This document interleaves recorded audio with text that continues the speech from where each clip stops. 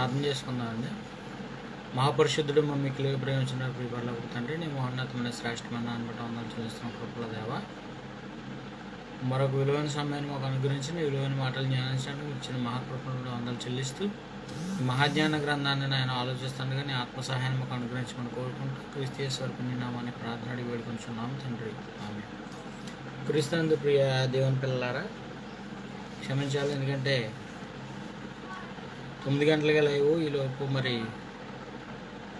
ఒక పేషెంట్కి ఆక్సిజన్ కొరత నిమిత్తం కొంతమందితో మాట్లాడటానికి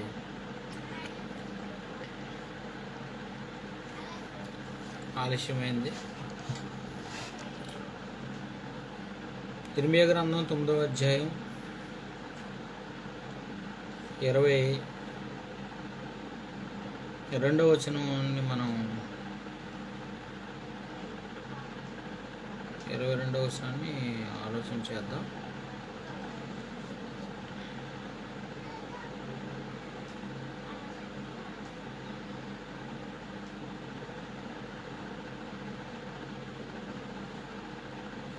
యెహోవాకు ఇదే, నీవి మాట చెప్పుము, చేల మీద పెంట పడినట్లు పంట కొయ్యువాని వెనుక పిడికిళ్ళు పడినట్లు ఎవడనూ సమకూర్చకుండా మనుషులు శవములు పడును, వాటిని కూర్చువాడెవడనూ లేకపోవును. ఇర్మియా, నువ్వు ఇలా చెప్పు. ఏంటి? దేవుడు యెహోవా ఇలా ప్రకటిస్తున్నాడు, ప్రజల యొక్క శవాలు పొలాల్లో పంటల్లా పడి ఉంటాయి. సేమ్ సిచ్యువేషన్ ఇప్పుడు కూడా. పొలాల్లో పంటలు ఎలాగైతే పొలంలో పెంట తెలుసు కదండి. ఇదివరకు మనం చేలుకి పెంట వేసుకునేవారు, పాడి పశువులు ఉన్నవాళ్ళు పెంట ఉండి, అలా పెంట ఏమండి శవాలు, ప్రజల శవాలు పొలంలో పెంటలా పడి ఉంటాయంటండి. పెంట ఎంత వేస్ట్కరంగా అలా ఉంటుందో అలా పడి ఉంటాయట. ఏమండి, కోత కోస్తున్న వాడు వెనక పనులు వరుసగా పడి ఉన్నట్లు అవి పడి ఉంటాయి. వాటిని పోగు చేసే వాళ్ళు కూడా ఎవరు ఉంటారంటే ఆఖరికి ఇది పరిస్థితి. ఇప్పుడు కూడా ఇదే సిచ్యువేషన్ జరుగుతుంది. కనీసం శవాన్ని కప్పెట్టుకుంటానికి మా దగ్గరికి తీసుకురాకండి, సొంతూరు ఈ ఊరే కదండి, ఇక్కడే కప్పెడదామని అంటే సొంతూరైనా కానండి, మీరు వెళ్ళిపోయి ఎక్కడో ఉంటున్నారు కదా, మీ దహన కార్యక్రమాలు ఎక్కడ జరిగించండి బాబు, ఈ ఊరికి రాకుండా మేము తీర్మానాలు చేసేసాము అని కనీసం శవాలు కూడా రానివ్వని పరిస్థితి ఉంది. అది మీకు తెలుసో తెలియదో కానీ కనీసం ఏమండి చనిపోయిన వాళ్ళ సొంత ఊర్లో కప్పెట్టుకుంటానికి కూడా అబ్జెక్షన్ పెట్టి అబ్బే లేదా అన్న పరిస్థితులు ఈరోజు అలుముకున్నాయంటే ఏమో ఊరికి వచ్చేస్తుందేమో భయం. అలాంటి పరిస్థితులు చేలో పెంట కుప్పల్లా శవాలు పడి ఉంటాయి. ఏమండి, కోత కోసేవాడు వెనక పనులు వరుసగా ఎలాగైతే ఇలా పనులు పెడతాడో, కోసినాడు వెనకాల పనుల కింద ఎలా పెడతాడో అలా పడి ఉంటాయంట. కనీసం వాటిని పోగు చేసేవాడు కూడా ఎవడు ఉంటాడంట.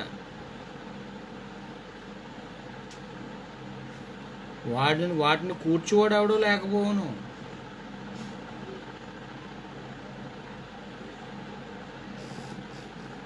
ఇది జరిగే విషయం.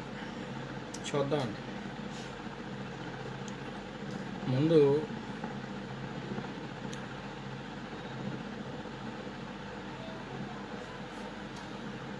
కీర్తనల గ్రంథం 83వ అధ్యాయం 10వ వచనంలో, వారు ఎందోరులో నశించిరి, భూమికి పెంట అయ్యిరి. భూమి మీద పెంట అయ్యారంట. వారు ఎందోరులో నశించిరి, భూమికి పెంట అయ్యిరి అన్నాడు. డిస్ట్రాయిడ్ ఏమంటే డిస్ట్రాయ్ అయిపోయారు, భూమిలో చెత్త పెంటలా తయారైపోయారు వాళ్ళు అని చెప్తున్నాడు. అలాగే ఇర్మియా గ్రంథం 16వ అధ్యాయం 4వ వచనంలో, ఇర్మియా గ్రంథం 16వ అధ్యాయము 4వ వచనం, వారు ఘోరమైన మరణము నొందెదరు, వారు ఘోరమైన మరణము నొందెదరు, వారిని గూర్చి రోదనము చేయబడదు. ఘోరమైన మరణము నొందెదరు. ఘోరమైన మరణం అంటారు సరే, ఒక్క చావు చచ్చాడంటే నిజంగానే అంటారు. ఘోరమైన మరణము నొందుదురు. నిజంగా ఈరోజు ఏటీసీసీ గ్రూప్లో ఇంచుమించు చాలామంది పరిస్థితులు ఆక్సిజన్ అందక, ఏమంటే ఈ ఆక్సిజన్ కొనడానికి, ఈ ఆక్సిజన్ సప్లై చేయడానికే ఎంత తలాతునుకలు అయిపోతుంటే, దేవుడు ఈ ప్రకృతిలో ఉన్న ఈ వాయువులను కనుక ఒక్క నిమిషం స్తంభింప చేస్తే అసలు భూమి మీద మనుష్య మనుగడ అనేది జరుగుతుందండి. అది కీర్తనకారుడు, ఆయన ఉచ్ఛ్వాస నిశ్వాసాల వలన ప్రకృతిని ఆయన నూతనపరుచుచున్నాడు అన్నాడు. కృత్రిమ ఆక్సిజన్ దొరకే మనుషులు చచ్చిపోతుంటే, కొట్టుకు చచ్చిపోతుంటే, ఈరోజు ఆక్సిజన్ సంబంధించి బెడ్లు లేకపోతే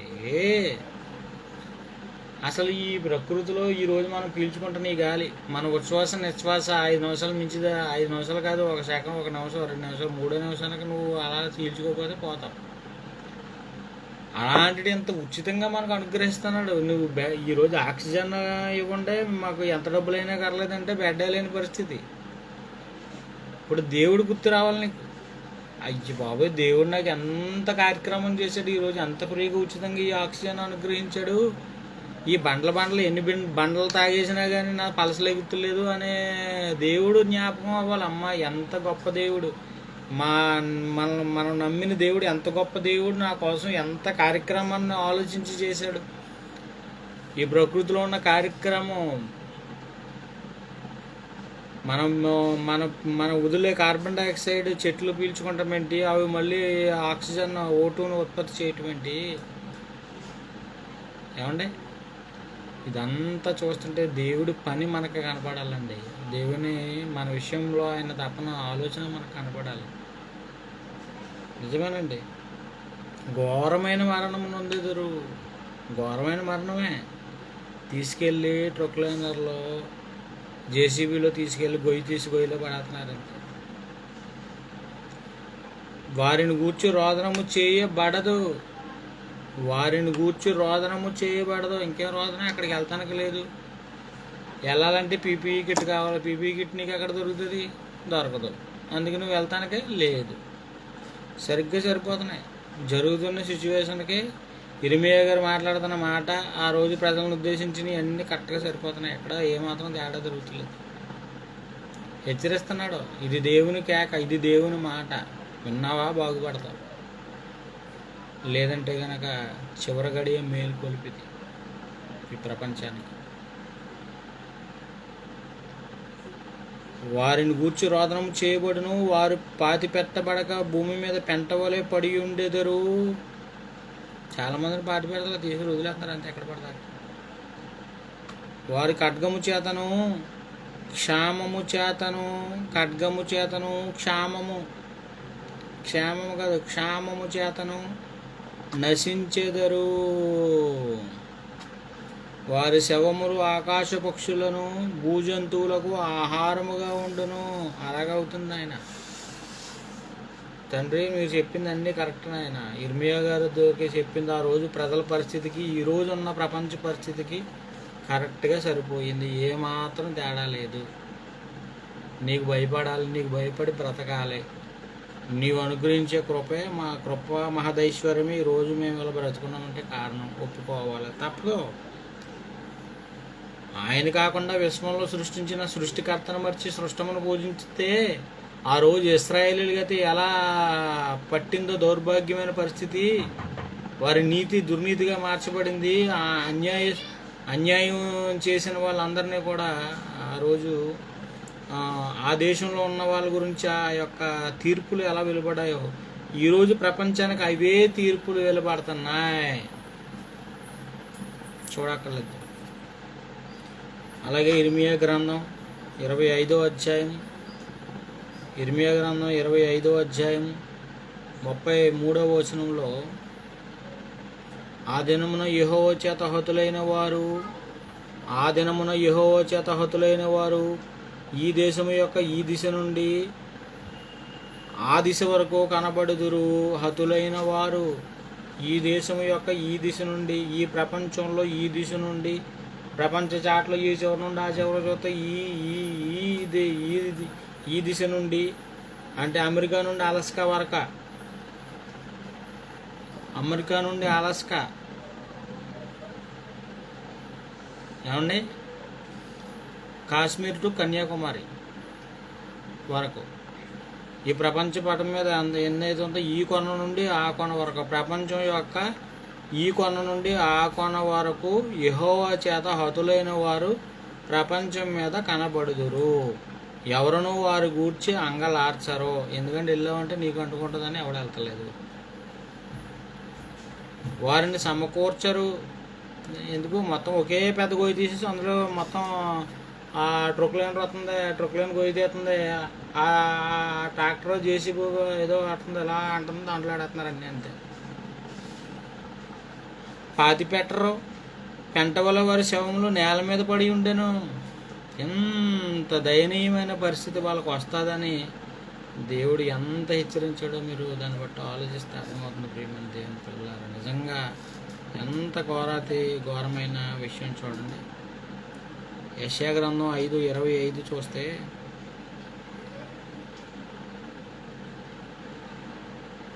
యెషయా గ్రంథము 5:25, దానిని బట్టి యెహోవా కోపం ఆయన ప్రజల మీద మండుచున్నది. యెహోవా కోపము ఆయన ప్రజల మీద రగులుకొనుచున్నది, మండుచున్నది.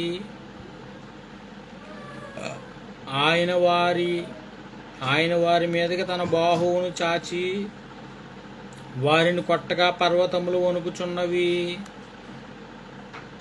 ఆయన తన చేతి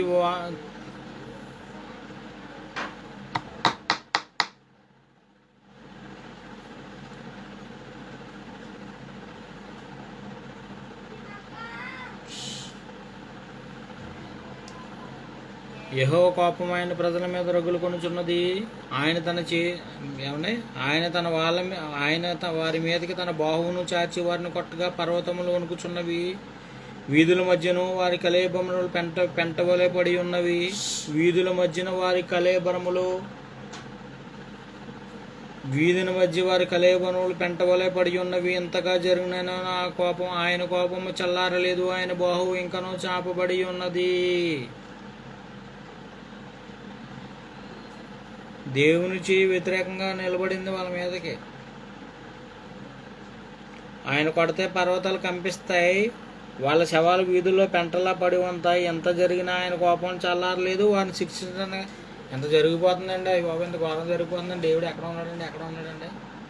ఒక ఆయన ఫేస్బుక్లో పెట్టాలండి, ఏమనంటే రోగంతో చచ్చిపోయినా పరలోకం వెళ్తావు కానీ పాపంతో చచ్చిపోతే నరకానికి వెళ్తామని అడితే భూమి మీద ఉన్న జీవితం గురించి ఆలోచించడానికి ఎట్టాడు. అప్పుడు నేను ఒక ఫేస్బుక్లో ఒక శ్లోకం పెట్టాను. ఎందుకంటే ఎవరిదో వాళ్ళకే చెప్పాలి కాబట్టి వాళ్ళకే చెప్పాను. ఎవరిదానికి ఇచ్చేది కదండి. మరి భూమి మీద ఉన్న దాని గురించి ఆలోచిస్తున్నావా? నీ ఆత్మ గురించి అసలు ఆత్మజ్ఞానం ఎరగాలి కదా.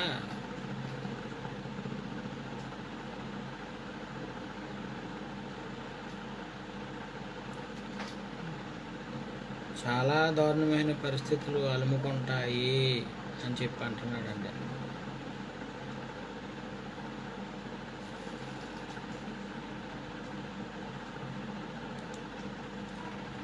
ఎంత దారుణమైన పరిస్థితి ఏమండి. ఘోరం 16 ఇర్మియా గ్రంథం 16 ఇందాక మనం చదువుతున్నప్పుడు ఘోరమైన మరణం నొందుతారు, వారిని కూర్చో రోదన చేయబడదు అంటున్నాడంటే క్షేమం చేత నశించేదంటే తెగుళ్ళు. వాళ్ళ ప్రాణాంతకమైన వ్యాధులతో చనిపోతారు.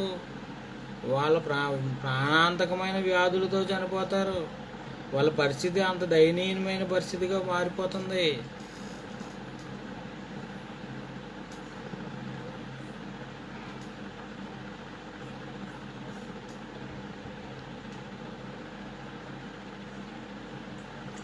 జపన్య గ్రంథము 1వ అధ్యాయము 17వ వచనం. జపన్య గ్రంథము 1వ అధ్యాయము 17వ వచనం. జనులు యెహోవా దృష్టికి పాపము చేసిరు గనుక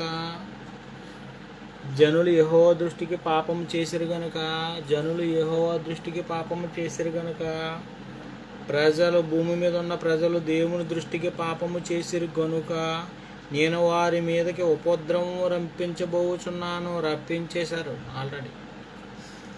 అక్కడ రప్పించబోచున్నాడు యెరూషలేము మీదకే అని ఇర్మియా గారు చెప్తున్నాడు రాబో ఉగ్రతను గురించి. ఇప్పుడు మనల్ని కొట్టాడు, ఇంకా ఆయన బావు చాపే ఉంది, చల్లారలేదు, ఆయన ఉగ్రత ఇంకా తగ్గలేదు. అది చెప్తున్నాడు దేవుడు ఇక్కడ. దేవుని దృష్టికి పాపము చేసిరు గనుక నేను వారి మీదకి ఉపద్రవం ఏంటి? క్షామము, తెగుళ్ళును రప్పించాను. వారు గుడ్డివారి వలె నడిచెదరు.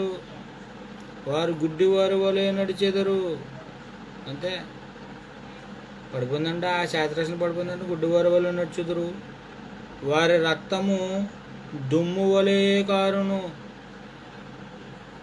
రక్తం కడిగడిపోద్ది కదా మరి. రక్తము దుమ్ము వలె కారును, వారి మాంసము పెంట వలె పారవేయబడును.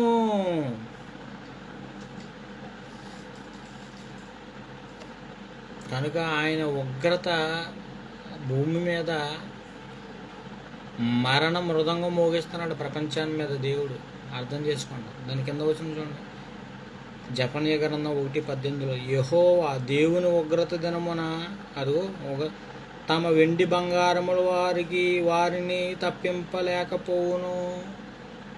వెండ బంగారమా ఏం చేస్తుంది నీకు? ఏమీ చెయ్యవు. నీకు ఈరోజు కోటీశ్వరులకి అక్కడ పెట్టలేదు, సేవ చేసేవాడు ఎవరు లేదు, ఎక్కడ ఏమీ జరగదు. నీ బంగారం నీ దగ్గరికి నీకేమి చేయదు. ఈరోజు అలాంటి మానవత్వం తప్ప, దైవత్వం ఉన్న వాళ్ళే తప్ప ఈరోజు వారియర్స్గా మెడికల్లో చేస్తున్న వాళ్ళ సేవ నిజంగానండి, వాళ్ళ ప్రాణాలు తెగించి ప్రజల కోసం చేస్తున్న సేవ, అది నిజంగా ఎంత గొప్ప పరిస్థితి అంటే, వాళ్ళ కుటుంబాలని విడిచిపెట్టి మేమేమవుతామో తెలియని పరిస్థితుల్లో ప్రజల కోసం సేవ చేస్తున్న విధానం ఉంది చూశారు. ఇది దైవత్వంలోని లక్షణం. ఇది కావాలి. దేవుని ఉగ్రత దినము తన వెండి బంగారముల వారిని వెండి ఉన్నదనుకో, వెండి అని కాతుందా వైరస్ రాకుండాను? బంగారం తొడిగేసుకున్నాడు ఎవడో చట్టం, ఆయన కాపాడుతుందా? అలా కాదంటే బంగారం తొడిగేసుకుంటానండి, వెండి మొత్తం తొడిగేసుకుంటానండి అంటే ఆయన కాపాడతాయా? వెండి బంగారముల వారిని తప్పించలేకపోవును. దేవుని రోషాగ్ని చేత భూమి అంతయు దహింపబడును. హఠాత్తుగా ఆయన భూనివాసులందరినీ సర్వనాశనం చేయబోచున్నాడు, చేసేస్తున్నాడు. హఠాత్తుగానే వచ్చింది, అయిపోయింది, అంత కామ్, జయించేసాం కోవిడ్ని అన్నారు. ఏది సెకండ్ వేవ్, మొదట్లో కొన్ని సిమ్టమ్స్ ఉండి ఏదో టేస్ట్ తెలియకపోవటం అయ్యింది, ఇంకేమీ లేదు. దీని దెబ్బకు మొత్తం చూసారా ఎంతటి ఘోరమైన పరిస్థితుల్లోకి మనిషి ఆ రోజున్న ప్రజల యొక్క మనస్తత్వాలకి, ఆ దేశంలో ఆ రాజ్యంలో ఉన్న ప్రజలకి, ఈరోజు ప్రపంచ దేశాల్లో ఉన్న ప్రజలకి వ్యక్తిత్వాలు ఆ స్వభావాలు ఒక్కటిగా ఉన్నాయి చూసారా. నిజంగానండి గ్రూపుల్లో పెడుతున్నారండి, దైవ సేవకులు అందరూ ఎందుకు చచ్చిపోరంటేనండి మైకులు కట్టుకుంటాం వాళ్ళండి, మైక్ కట్టుకుని ఆ మైకేనండి మనిషిని చంపేసిందండి అంటున్నారు. మైక్ చంపేసిందా?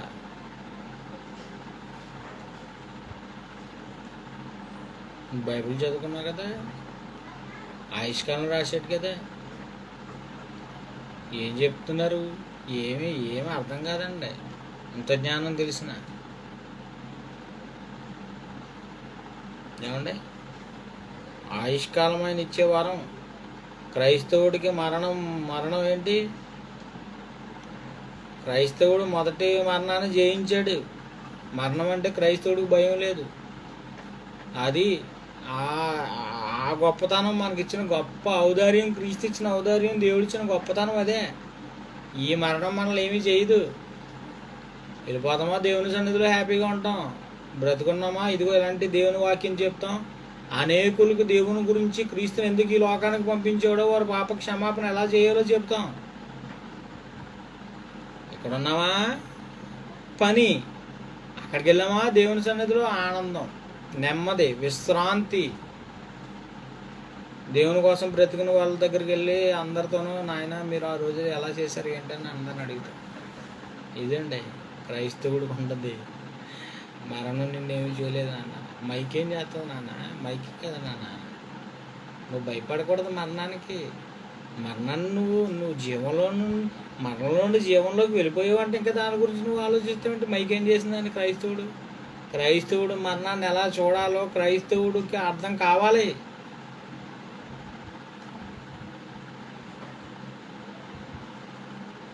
వచ్చింది విపత్తు, అదిగో నీ వెండి బంగారంలో వారు తప్పించలేదు అంటున్నాడు.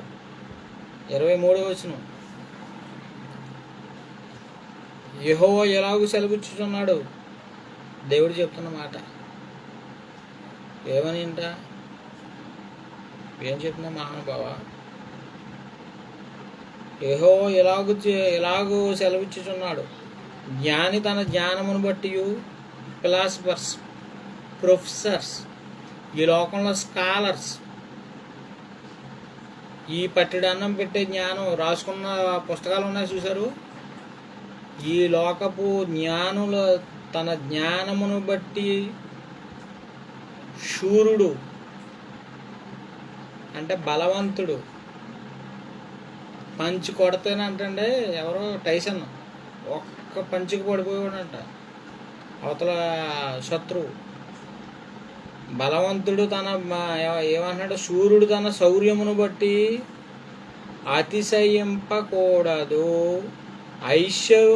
ఐశ్వర్యవంతుడు అంటే ధనవంతుడు తన ధనం గురించి అబ్బో మేము ఎవరు అనుకున్నారో కోటీశ్వర్లు అండి, కోటీశ్వర్లమండి అని గొప్పలు చెప్పుకోకూడదంట. దేని బట్టి నువ్వు అతిశయించాలి, దేని బట్టి గొప్ప చెప్పుకోవాలి? నీకున్న జ్ఞానాన్ని తన జ్ఞానమును బట్టి సూర్యుడు అబ్బో నాకున్న జ్ఞానం ఈ ప్రపంచంలో ఎవరికీ లేదు, అసలు నేను దేన్నైనా మాట్లాడతాను, ఈ జ్ఞానం ముందు నా జ్ఞానం ముందు ఎవరో నిలబడలేరు అని అంట. ఆయన ఎవరో ప్రొఫెసర్ నాగేశ్వరరావు గారు అంట. ఆయన ప్రతిదాని గురించి విశ్లేషిస్తారంట. జ్ఞాని తన జ్ఞానమును బట్టి, దేవుని జ్ఞానం ముందు నీకు అర్థం కాదు దేవుని జ్ఞానం. శూరుడు తన శౌర్యమును బట్టి, బలం ఉంది కదా అని నువ్వు అతిశయపడకు నాన్న. బాబు మీకే చెప్పింది. ఐశ్వర్యంతులారా, ధనవంతులారా, మీకున్న ఐశ్వర్యమును బట్టి అతిశయింపకూడదు అంటే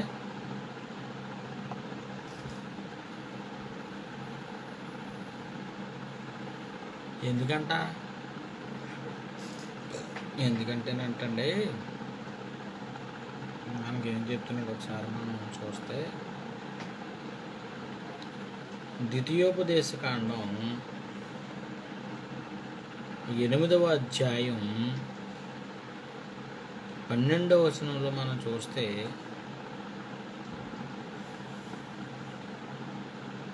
పదకొండు నుండి, నేడు నేను నీకు ఆజ్ఞాపించు ఈ ఆజ్ఞలను, విధులను, కట్టడలను నీవు అనుసరింపక నీ దేవుడైన యెహోవాను మరిచి కడుపారా తిని మంచి ఇల్లు కట్టించుకొని, 7 అంతస్తుల బిల్డింగు కట్టించుకుని వాటిలో నివసింపగా, నీ పశువులు ఆ గొర్రె మేకలు వృద్ధి అయి నీకు వెండి బంగారములు విస్తరించి నీకు కలిగినదంతయు వర్ధిల్లినప్పుడు నీ మనస్సు మదించి నీ హృదయంలో గర్వం మొదలయ్యి, ఇది నీ హృదయంలో గర్వం ఇవన్నీ వచ్చేసినప్పటికి ఏమైపోయింది? ఇల్లు కట్టేసావు, శుభ్రంగా నీ పశువు అంటే ఎంత బాగుంది, సర్వ సమృద్ధి కలిగి ఉన్నావు, బంగారు వెండులతో విస్తరించావు, వర్ధిల్లుతున్నావు. వర్ధిల్లటం అంటే ఇంకా అసలు ఇంకొక 10 మందికి నువ్వు పని ఇచ్చే 100 మందికి 1000 మందికి అలా ఒక ప్లాంట్ పెట్టి నువ్వు ఎంతమందికి ఉద్యోగం ఇవ్వగలుగుతున్నావు. అయితే అప్పుడంట నీ మనస్సు మదించి నీ హృదయంలో గర్వం వచ్చి దాసుల గృహమున ఐగుప్తు దేశంలో నుండి నిన్ను రప్పించని నీ దేవుడైన యెహోవాను మరిచిదివేమో. నీకు డబ్బు వచ్చిన తర్వాత, నీ పశు సంపద పెరిగిన తర్వాత, నీ ధన సమృద్ధి పెరిగాక, నీ అర్ధబలం, అంగబలం, ఆ బలం, ఈ బలం అన్నీ పెరిగిన తర్వాత, ఒరే పిచ్చోడా, నన్ను మర్చిపోతావేమో, దేవుణ్ణి మర్చిపోతావేమో గర్వం వచ్చి. ఆ పరిస్థితి రానవ్వు తీసుకోకు, ఆ పరిస్థితి రానవ్వకని ముందే చెప్పాడు దేవుడు. అవును, ఈ భూమి మీద నువ్వు వర్ధిల్లావు. ఈరోజు తినడానికి తిండి లేని పరిస్థితులు, ఈరోజు మనం మంచి బట్ట వేసుకుంటున్నాము, మంచి తిండి తిన్నాము, మంచి ఇళ్ళల్లో ఉన్నామంటే అది ఆయన ఇచ్చిన కృప, ఆయన ఇచ్చిన కనికరం, ఆయన ఇచ్చిన మహదైశ్వర్యం అని నువ్వు ఆనందించి, నా కడపటి స్థితి అలాంటిదో, నా దీనస్థితిలో నుండి నా దేవుడు ఇలా నిలబెట్టాడని నువ్వు మనసులో అనుకోకుండా గర్వించి, ఎప్పుడు గర్వించావో, నీ గర్వం ఎప్పుడైతే వచ్చిందో, దేవుణ్ణి మర్చిపోయే పరిస్థితి ఎప్పుడైతే తెచ్చుకున్నావో, రానివ్వకు అన్నాడు. రానివ్వకు, తెచ్చుకోకు.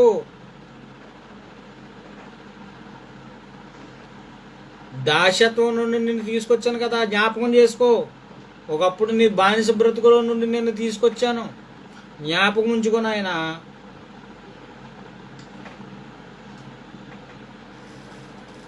17వ వచనం. అయితే ద్వితీయోపదేశకాండం 8:17. అయితే మీరును సామర్థ్యము మా బాహుబలం ఎంత భాగ్యము మాకు కలగజేసిన అనుకుందురేమో. అప్పుడు అంటారు అనమాట, ఒరే నాకున్న తెలివితేటలను బట్టిరా, నేను ఇంత సామర్థ్యాన్ని బిట్టా నువ్వు అనుకుంటున్నావు నీ హృదయంలో. నా సొంత శక్తి చేత, నా చేతుల బలం చేత, నా ఆస్తి చేత, నా శౌర్యం చేత, నా బలం చేత, నా జ్ఞానం చేత నేను ఎంత చేసేసాను, నా బాహుబలం చేత నేను బాగా భాగ్యాన్ని కలిగి ఉన్నానా అని నువ్వు అనుకుంటున్నావేమో. 17వ వచనం, 18వ వచనం కూడా. కాగా నువ్వు అలాగ అనుకుంటే, కాగా నీ దేవుడని యెహోవా జ్ఞాపకం చేసుకొనవలెను.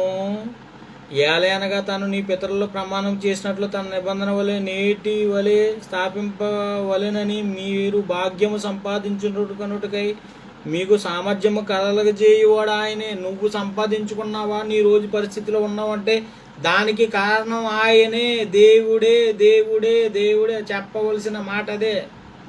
ద్వితీయోపదేశకాండం 8:12 కొట్టారు కింద, ద్వితీయోపదేశకాండం 17:18 కూడా కొట్టండి. అర్థమైందా? ఏమండే, నీ సొంత శక్తి, నీ బలము, నీ జ్ఞానం, నిన్ను సంపాదించుకున్నాను నువ్వు అనుకుంటే నీ అంత పిచ్చోళ్ళు లేడురా అంటున్నాడు దేవుడు. నీ అంత పిచ్చోళ్ళు లేడు.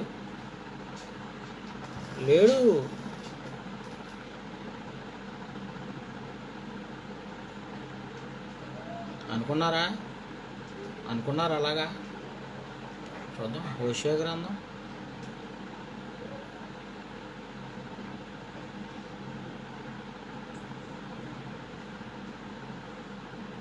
హోషేయ గ్రంథం 12:8 వచనంలో, నేను ఐశ్వర్యవంతుడనైతిని, నాకు బహు ఆస్తి దొరికెను, నా కష్టార్జితంలో దేనిని బట్టి శిక్షకు తగిన పాపము నాలో ఉన్నట్లు ఎవరునూ కనుపరచలేరని ఎఫ్రాయిము అనుకొనుచున్నాడు.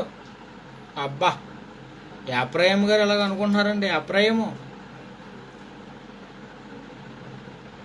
నేను బాగా ధనవంతుడు అయిపోయాను, ఐశ్వర్యవంతుడు అయిపోను, నాకు చాలా ఆస్తిపాస్తులు ఉన్నాయి, నా చేతుల కష్టం అంతట్లో వాళ్ళు నేను నా చేతుల కష్టమంతట్లో వాళ్ళు ఏ తప్పును పాపాన్ని కనుక్కొని లేరు అని అనుకుంటున్నారంటండి వాళ్ళు.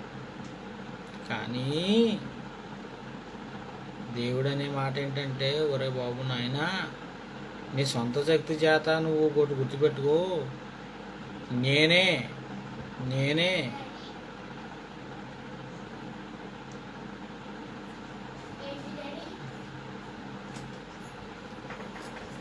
ద్వితీయోపదేశకాండం మిమ్మల్ని కదమ్మా, ద్వితీయోపదేశకాండం మీరు అలర చేయకండి అంతే. తొలిపేగా బయటికి వెళ్ళిపోలే ఇంట్లో అండి. ద్వితీయోపదేశకాండం 8వ అధ్యాయము 17వ వచనం.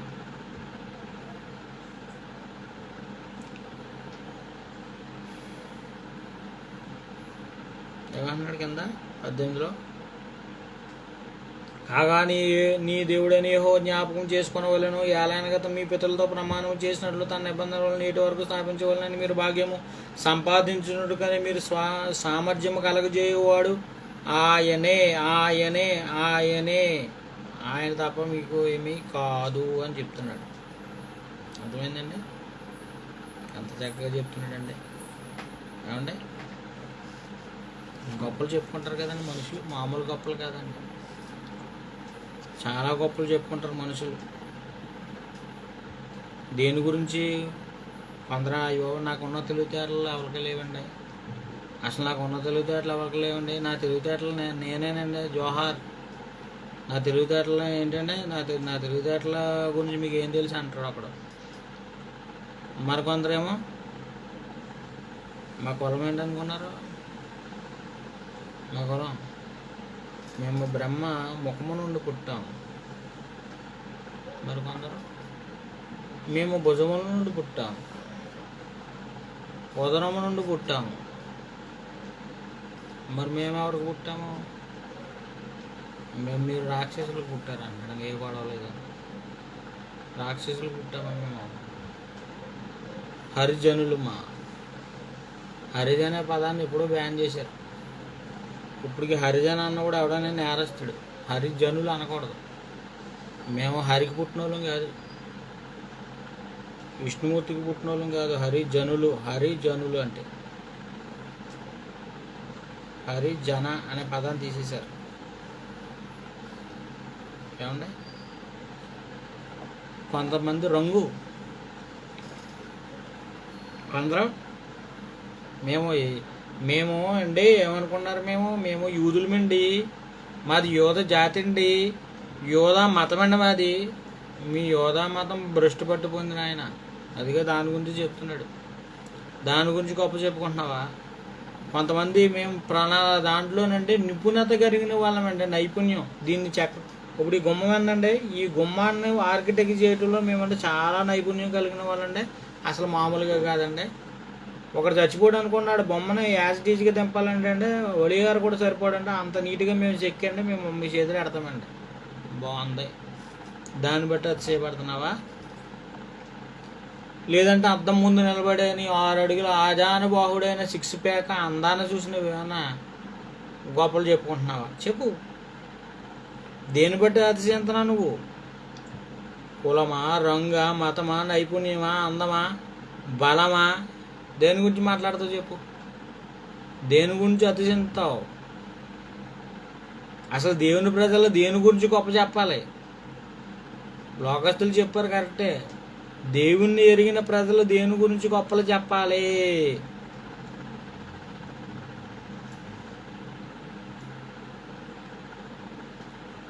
చెప్పండి, ఆన్సర్ ఏంటి?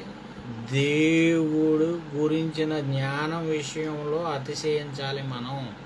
దేవుడిచ్చిన జ్ఞానం 66 పుస్తకాల మన ఆస్తి, మన ఔదార్యం, మన సంపద, మన సంతోషం, మన రక్షణ, మన ఉచ్ఛ్వాస నిశ్వాస,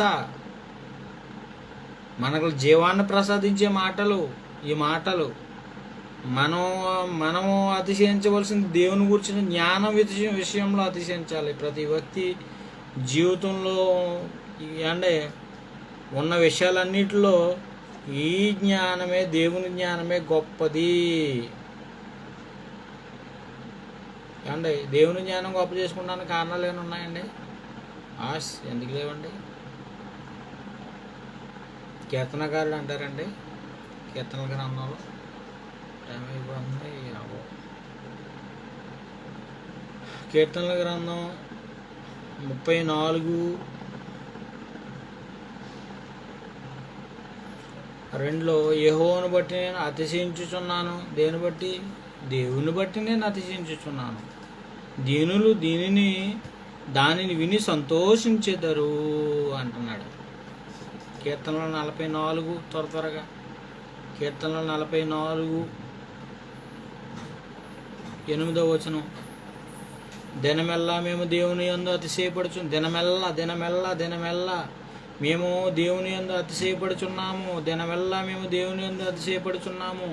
నీ నామమును బట్టి మేము నిత్యము కృతజ్ఞతాస్తుతులు చెల్లించున్నాము. నీ నామమును బట్టి నామం అంటే దేవుని గుణగణాలు. మేము నిత్యము కృతజ్ఞతాస్తుతులు చెల్లించుచున్నాము. దినమెల్లా దేవుని యందు అతిశయించుచున్నాము. దావీదు గారు అంటున్నారు మాటల్లో. చూడండి, నిజంగా ఇది నీ అతిశయం అవ్వాలి. అంతేగాని నీ రంగో, లేక నీ మతమో, నీ నైపుణ్యమో, లేక నీ బలమో, నీ కులమో ఇది కాదు. ఒక్కొక్కడు అతిశయం అంతాడు. నేనేమనుకున్నావు? నేను 2 కత్తులు. సరే, బాగుంది. ఒక్కొక్కడు ఆడతాడు పోస్ట్. నేను ఇంతే, నేను ఎవడ మాట విన్నాం. పోతావురా నువ్వు. దేవుడు అన్నాడు నేను కూడా ఇంతే, నువ్వు ఇంతే అన్నాడు అనుకో దేవుడు. నేను అంతే నాయన, నేను అంతే. నేను ఇంతే అన్నావు అనుకో, నీ అంతు చూస్తాను అంటాడు దేవుడు. నేను ఇంతే అని నువ్వు గర్వపడ్డావు అనుకో, నీ అంతు చూస్తాడు దేవుడికి సటారేకు. మనుషులతో వ్యవహారం కాదు, దేవునితో వ్యవహారం. పిచ్చి ఆశలేకు, తోకలు కత్తినంత దేవుడు. 6 అడుగులు పొడుగు లేవు, 3 అడుగులు వెడల్పు లేవు, 60 ఏళ్ళ బ్రతుకు లేదు. దేవుని ముందు అతిశయమే నీకు? నీ బ్రతుకులో నేను ఇంతే. నువ్వెంత, నీ బ్రతికెంత దేవుని ముందు? ఇచ్చిన జీవితంలో దేవుని కోసం ఉపయోగించి ఎందుకు నీ బ్రతుకులు నాశనం చేసుకుంటున్నారు మీరు? తుచ్చమైన ఆశల వైపు ఎందుకు వెళ్తుంది మీ మనసు? మీ శరీరాన్ని మీరు రొంగ తీసుకోలేరా? చెప్పండి. ఎందుకు బ్రతుకుతున్నావు ఈ భూమి మీద? ఇచ్చిన ఆయుష్కాలంలో ఎందుకు ఎలా బ్రతకాలని దేవుడు రాయించాడు, చక్కటి మాటలు రాయించాడే.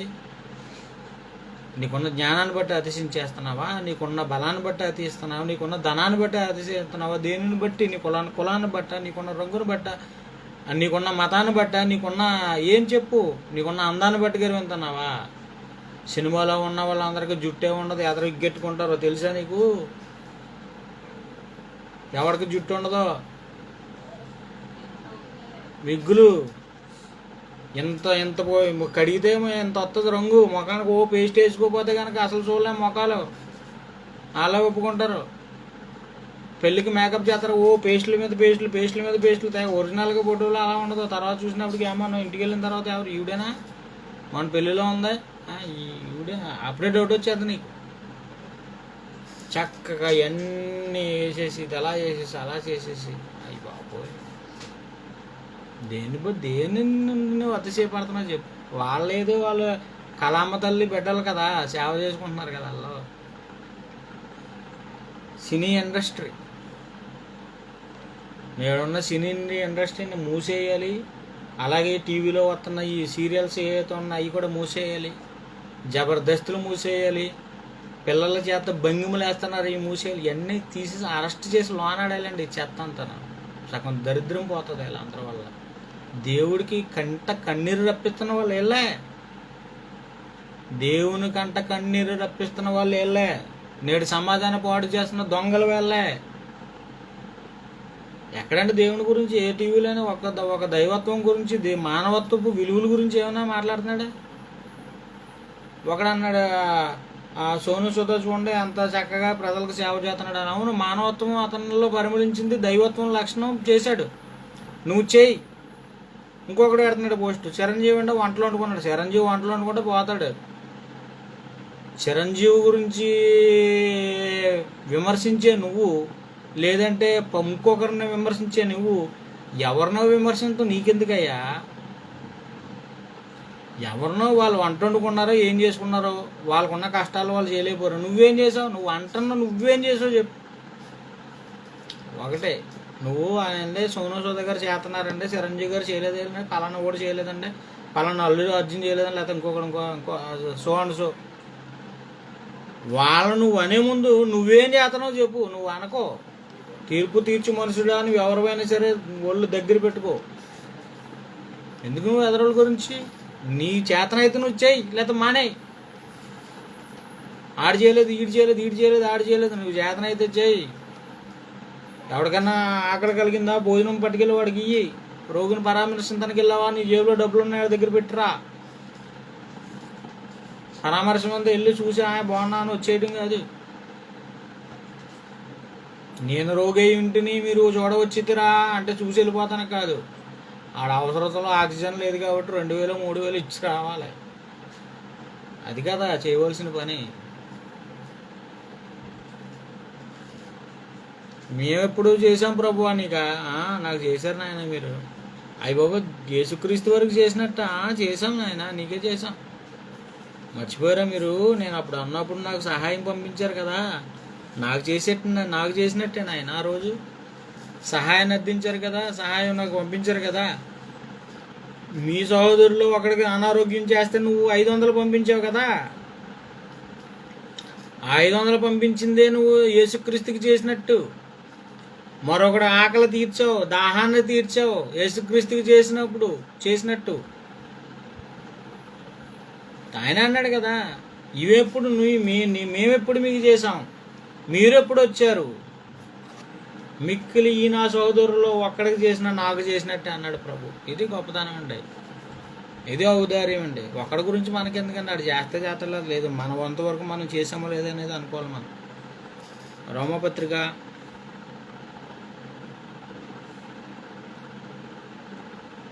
5వ అధ్యాయము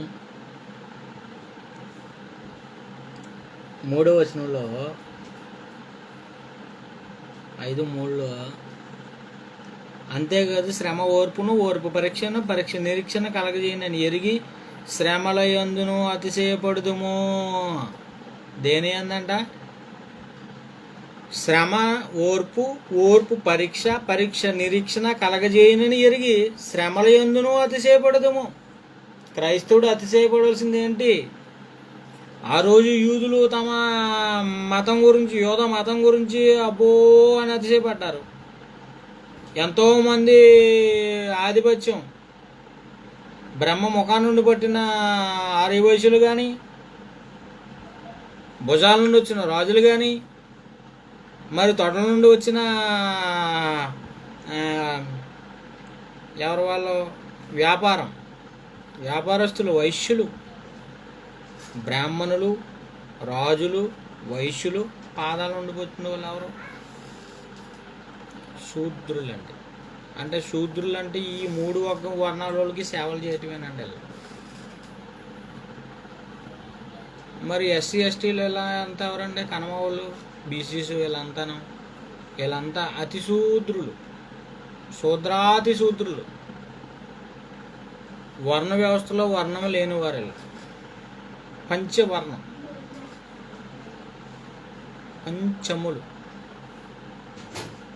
చూసారా?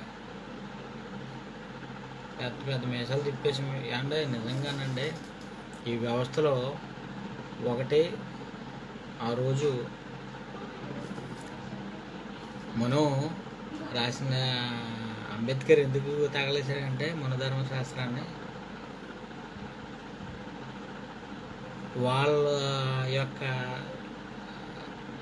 వాళ్ళు రాసుకున్న ఏదైతే శ్లోకాలు ఉన్నాయో అవి చదివితేనండి చెవుల్లో శేషం వేయాలి, నాలుగు కోసేయాలండి. సంస్కృతం అనేది వాళ్ళ చదువుతుంది తప్ప మనుషులుగా మన వాళ్ళు ఎవరో చదవటానికి వీల్లేదండి. అవి అసలు ఇది చంపుకునేది అందుకే కదండి చంపేశారు. రాముడు గారు చంపేసింది ఎందుకు? చంపుకుని జ్ఞానం నేర్చుకున్నాడు. అది బ్రాహ్మణుడు మా బిడ్డ చనిపోతున్న కారణం ఏంటి, మా కుమారుడు చనిపోతున్నాడు అని శ్రీరాముడి దగ్గరికి వెళ్ళినప్పుడు శ్రీరాముడి గారు ఏంటి బాబు ఏం జరిగింది, ఏం జరుగుతుంది ఏంటంటే మీ రాజ్యంలో చాలా విపరీతమైన ఘోరం జరిగిపోతుందంట. ఏం జరిగింది, ఏం జరగలేదు నాయన, అదిగో పలానా వాడు సంబుకుడు నేర్చుకుని చదివేస్తున్నాడు ఒకని. సంబుకుడు ఎవరు, అది శూద్రాతి శూద్రులు, రాక్షసులకు పుట్టిన వాళ్ళు, కింద ఉన్న వాళ్ళు చదవటానికి లేదు, అంతే వెళ్ళాడు చంపేశాడు. ఆ రోజు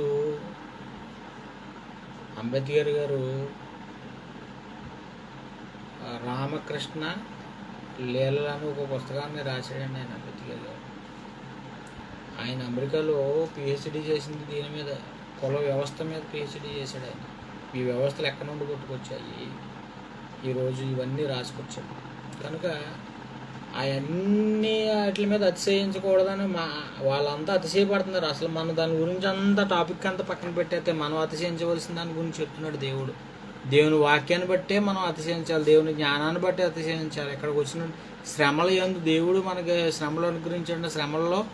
శ్రమలోనైనా నువ్వు ఏం చేస్తావు, నువ్వు నిలబడుతున్నావు కాబట్టి నీకు గొప్ప బంగారము ఎలాగైతే అది కంసాలి వంటి అగ్ని చేత ఎప్పుడైతే ఆ బంగారం కరుగుతుందో శ్రమల ద్వారా దానికి మంచి రూపం వస్తుంది, అది స్థిరపడుతుంది, బలపడుతుంది. అంతే కదండి. ఇప్పుడు బంగారు సూత్రాలు చేస్తారు, బంగారపు భార్యలకి బంగారపు చేస్తారు. అందుకు పెట్టులో పెట్టుకుని నూరేగమన మెల్ల వేసుకోమని. కొంతమంది ఏం చేస్తారు, మాకు అవసరమైందని తీసుకెళ్ళి పక్కన ఆడేస్తారు వాళ్ళు. అంటే ఎలాంటి పరిస్థితుల్లోకి వెళ్ళిపోయారు, వాళ్ళ ఇష్టం, వాళ్ళ యొక్క గర్వం. కానీ దేవుడు అంచేస్తాడు, గర్వాన్ని అంచుతాడు, తొక్క తీస్తాడు, చూస్తాడంతే. ఆ చల్లని చూపు చూసినంత చెప్పే తర్వాత తినటానికి కూడా పనిచేయని బ్రతుకులు అయిపోతాయి. బయటికి నెట్టివేయబడితే తినటానికి తిండి లేని పరిస్థితులు అయిపోతాయి. దేన్ని బట్టి అతిశయపడుతున్నా చెప్పు, సిగ్గా, నామోసా?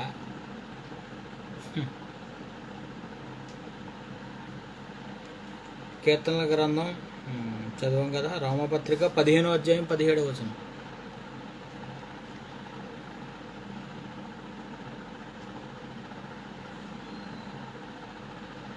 అధ్యాయము 17వ వచనం. కాగా క్రీస్తు యేసును బట్టి దేవుని విషయమైన సంగతులు నాకు క్రీస్తు యేసును బట్టి దేవుని విషయమైన సంగతులలో క్రీస్తు యేసును బట్టి దేవుని విషయమైన సంగతులలో నాకు అతిశయ కారణము కలదు. ఏ సంగతులు? దేవుని విషయమైన సంగతులు నాకు అతిశయం ఉంది. క్రీస్తు యేసును బట్టి దేవుని యొక్క విషయాల్లో, దేవుని జ్ఞానాన్ని గురించిన విషయాల్లో అది. కనుక దేవుడు తన గురించి చెప్పుకుంటూ దేనికి ప్రాధాన్యత ఇచ్చాడో కూడా మనం రేపు ఇంకా కొన్ని ఇందులో రెఫరెన్స్లు చూసుకుని తర్వాత అందులోకి కొన్ని రెఫరెన్స్లు మనం చూసుకుందాం. మరి సమయం అయిపోయింది కనుక ప్రార్థన చేసుకుందాం. మహాపరిశుద్ధుడు మమ్మికలుగా ప్రేమించిన ప్రియ పరలోకపు తండ్రి, నీ మహోన్నతమైన శ్రేష్టమైన నామమున బట్టి వందనాలు చెల్లిస్తున్నాం కృపగల దేవా. మరొక సమయాన్ని మాకు అనుగ్రహించి ఆ రోజు యోధా రాజ్యం పెచ్చిమీరు నిన్ను వదిలి తమ బలాన్ని, అతిశయాన్ని, గర్వాన్ని, వారికున్న డబ్బును బట్టి అతిశయంతే నాయన ఆ రోజు 70 సంవత్సరాలు వారి జీవితం చెరలోకి వెళ్ళి ఆ రోజు నెబుకద్నెజరు బబులోను సామ్రాజ్యం ఆ రోజు యోధా రాజ్యం మీద పడి వాళ్ళని నాయన వాళ్ళ పిల్లలని రాతికి కొట్టి గర్భిణీ స్త్రీలలో కడుపుల్లోకి నాయన ఖడ్గాన్ని చీల్చి పిల్లలను కూడా చంపిన మహాఘాతకపు రక్తపు వర్ణం అయిపోయింది. ఆ రోజు రక్తపాతం, శవాల గుట్టల కింద పడి ఉన్నాయి, తీసే పరిస్థితులు లేని ఆ రోజును తలపిస్తున్న సంగతులు ఈరోజు మాకు జ్ఞాపకం చేసుకున్నాం. ఈ ప్రపంచాన్ని కూడా నాయన ఇదో ఈ ఉగ్రత అనేకమైన శవాలను తీయటానికి కూడా లేని పరిస్థితులు అలుముకున్నాయి. అయినా నీ ఉగ్రత, నీ బాహువు చల్లారలేదు, నీ ఉగ్రత తగ్గలేదంటే ఈ రోజుకి ఇంకా తగ్గలేదు నాయన. మనుషులు అతిశయపడుతున్నారు, నిన్ను బట్టి అతిశయపడాలని నువ్వు చెప్తున్నావు. ఈ ప్రపంచానికి హెచ్చరికగా ఈ మాట చెప్తున్నావు. నిన్ను బట్టి, నీ వాక్యాన్ని బట్టి, నీ కుమారుని బట్టి అతిశయపడాలి తప్ప మరొక దాన్ని బట్టి అందాన్ని బట్టో, గర్వాన్ని బట్టో, కులాన్ని బట్టో, మతాన్ని బట్టో, మరి దేన్ని బట్టి నువ్వు అతిశయించబడినా నేలకు తొక్కేస్తామని చెప్తున్నావు నాయన. నేనింతే, నా పొగరింతే అన్నావంటే గనక నాయన, అన్నారంటే గనక వాడి పొగరుని కాల గర్భంలో తొక్కేస్తావు నాయన. నువ్వు మొత్తావంటే ఎవరు ఈ భూమి మీద నిలబడలేరు. కనుక నీ యందు అతిశయపడి, నీ మాటలకు భయపడి, నీ యందు భయభక్తులు కలిగి జీవించేవారి పట్ల నాయన నీ కృప ఎన్నటికీ దూరం చేయవు కనుక నాయన, ఇదిగో మమ్మల్ని నాయన, ఇదిగో ఈ భూమి మీద ఈ ఘోర కలిలో మమ్మల్ని సజీవుల లెక్కలో భూమి మీద కాచి కాపాడి మమ్మల్ని నిత్యము నాయన నీవు అనుగ్రహిస్తున్న ఆయుష్కాలంతో మమ్మల్ని బ్రతికిస్తున్నందుకే నీకు వందనలు చెల్లిస్తున్నాయన. బ్రతుకైతే క్రీస్తు, చావు అయితే లాభం అని పౌలు ఎలా అయితే అన్నాడో అటువంటి నాయన మేము కూడా నేను ఈ భూమి మీద బ్రతుకుంటే దేవుని వాక్యం చెబుతాం. కన్ను మూసామా, నిద్రలోకి వెళ్ళి విశ్రాంతిలో నీ కుమారుడు వెళ్ళిన విశ్రాంతి స్థలానికి మేము వెళ్తాం. మీరు నాతో కూడా పరదేశంలో ఉంటాం అనే స్థలానికి మేము వెళ్తాం.